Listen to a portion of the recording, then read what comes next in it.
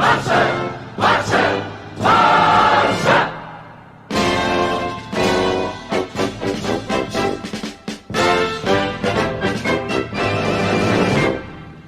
guys, welcome to Ballon United. Welcome to another video, and today Portugal have beaten the Netherlands by 1-0 in the UEFA Nations League final held in Porto. And what I have to say is that it was a good match from Portugal. They totally deserved this trophy, they totally deserved to win this final, and they play well in what you have to consider what Portugal normally is. Definitely deserved this game a lot more than that final against France in the Euros 2016 held in France. What I have to say about the game, there's a bunch of stuff to discuss. I don't think that the Netherlands were as good as they can be in the future. I think that there is a lot of things that need to be examined with the Dutch national team. But Portugal totally deserved it. I don't have anything to say about it. And throughout the whole tournament, they were above and beyond, better than pretty much everyone else they came up against. Some luck factors, like in every knockout competition, but that happens all the time. And I think that overall the team played really well, and it's interesting to see what's gonna be developing for the Portugal national team coming in the coming years, because it's been very good to watch for the past since 2016 when they won the UEFA Nations when they won the Euros. I think they've developed a lot and they have an actual good competitive team in pretty much every position. So with that said, let's get into the lineups. Portugal opted to start with a lineup of Rui Patricio in net, Nelson Semedo, Jose Fonte, Ruben Diaz and Rafael Guerreiro in defense, a midfield of Bruno Fernandes, Danilo Pereira, William Carvalho and Bernardo Silva, and a forward line of Gonzalo Guedes and Cristiano Ronaldo.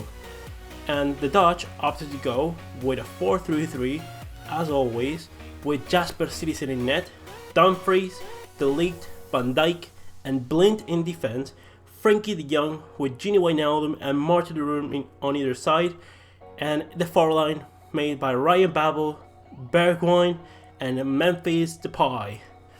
And what I have to say about this really quick is that look at the difference in squad, and especially look at the difference in the starting 11. The Dutch national team does have a really good team. It does have probably the best centre-back partnership in the world right now. But that's not the whole thing. Again, I thought Frenkie de Jong today was fantastic. He played a really good game. In between the lines, Depay was alright. Van Dijk and De Ligt again, really good.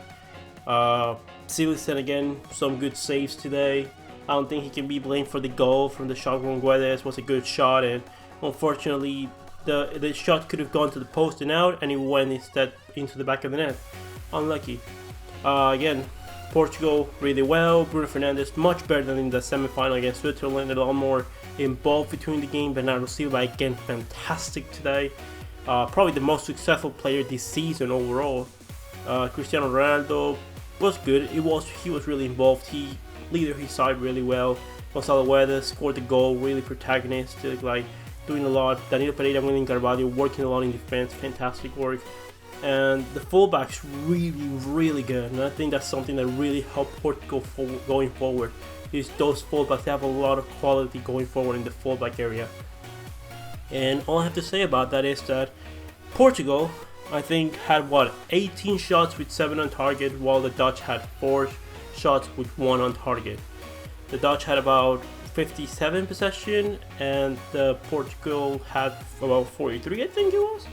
And it's very complicated to examine this game because the Dutch were not bad in like transition play, but once they have to go forward and attack, like once they get to that final third, it becomes an issue for them because they just don't have the tools to attack going forward. Like change Babel for Guedes, change Cristiano Ronaldo for Bergwijn, and you see a whole different machine.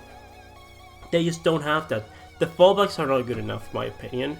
I think that Martin de Roon is not good enough for what they need right now. They needed Van de Beek a lot earlier today in the game. They needed someone that's a good midfielder that can attack, that can get goals from midfield, and Martin Rutten is just not that for the Dutch national team or for Atalanta for that matter. I think that Van de Beek, they missed him a lot. I think that you could have done with Justin Kluivert at a point in the tournament. He didn't have the best season with Roma, but he's a player that is different than everyone else and could definitely give you something. You should have thrown in Luke de Jong a lot earlier today in the game. You needed him to like hold up the ball and change things around, and it's what I have to say. Portugal were just completely, totally dominant over the Dutch. They did not struggle, really not at any point in the game, and that is something to examine because it is very, very complicated for a team that doesn't have good forwards.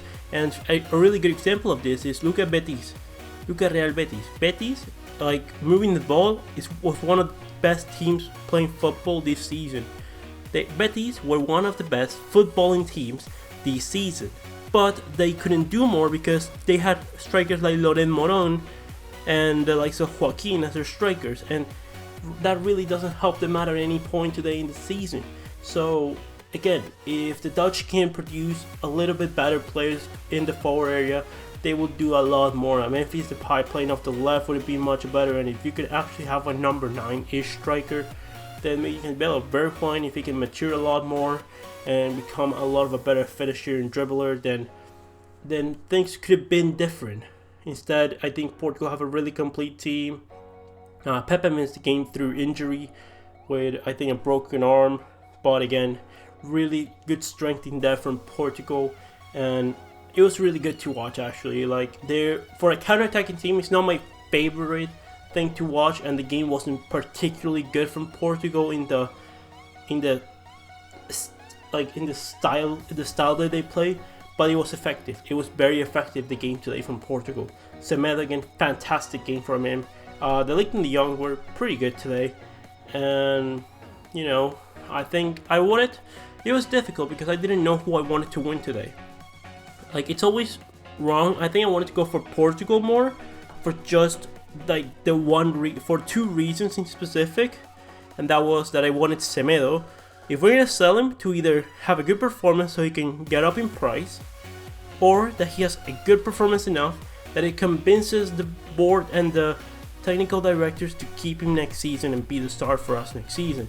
And for the other point, I wanted Matthijs de Ligt to not get his, his value up by winning another trophy and being leader of the team, because that's gonna drive his price down, and more importantly, he's gonna demand his wage. He's gonna limit what he can demand for wages, because right now I think that's a stumbling block for Barcelona. Now, with all that said and done, I do think Matthijs de Ligt has his future decided. It could be for Barcelona. I think it's gonna be for Barcelona. I think that he wasn't gonna get anything of this announced before the matter at hand, before the Nations League finished. It's finished now, so Matthijs de Ligt could announce his future in the next couple of weeks. Same thing goes with Griezmann. You're not gonna hear anything from Antoine Griezmann until July the 1st, when we can actually pay the release clause, and I believe that it will be announced the first week of July. So, with that said and done, it's hard. It's hard to support the team that plays anti-football, or like doesn't play. Like, it's to go against the team that's pretty much the father of Barcelona, like the Netherlands and Ajax are.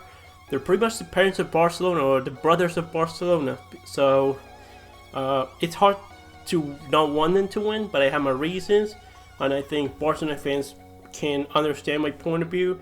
And I want to say something, because I'm going to say something right now that's probably going to anger some people. I understand this, especially Portuguese people are probably going to get mad at me and whack me at the comments right now. But like, I don't have anything against Cristiano Ronaldo. I really do not have anything against Ronaldo. I think he's a really good player, one of the best players in the world, definitely. His determination and his skill has definitely made him one of the best strikers in world football. But I was hearing one of the commentators at the end, when they were at the award ceremony, and someone was really saying, does Cristiano Ronaldo become a candidate for the Ballon d'Or this season, for this year? And my answer to that is no. Totally no. Not even close. Not even in the top 5. Like, there's just no way that Ronaldo deserves to win the Ballon d'Or this season. Like, okay, let's put it this way. If it's trophy-wise and performance-wise, trophy-wise, he doesn't, because Bernardo Silva won the Nations League and the domestic treble in England. If it's performance-wise, Messi, Mbappe, Salah, Mane, Aubameyang, Kane, like a lot of players have beaten Cristiano Ronaldo in terms of numbers and overall play during the season. So I don't think that there's any footballing argument that you can make for Cristiano Ronaldo winning the Ballon d'Or. I mean, the Ballon d'Or should be won by Messi, like obviously, but there's definitely no argument to send Cristiano Ronaldo to the podium this year. So I don't have anything against Cristiano Ronaldo. I just don't think, and I think a lot of people can agree with me, that it's not been his best season, especially he hasn't been, like, let's put it this way, what if Juventus won the Serie A without Cristiano Ronaldo? 99%, I'm 99% sure that they would have, the same way that I think without Rakitic we would have won La Liga. Again, I'm 100% sure of that, and you know, things to say about that is that he just doesn't deserve the Ballon d'Or at all, but he's been really good this season anyways. Like, you don't have to win the Ballon d'Or, like, to have a good season, you don't have to win the Ballon d'Or, you just have to play well, basically, have a good season, perform at your highest level, give it your all in every game. And with all this said and done, I think that's pretty much all that I have to discuss about the game. Leave me your comments in the comment section below. Do you think that Portugal are merit winners of the Nations League? Do you think that Cristiano Ronaldo deserves to win the Ballon d'Or?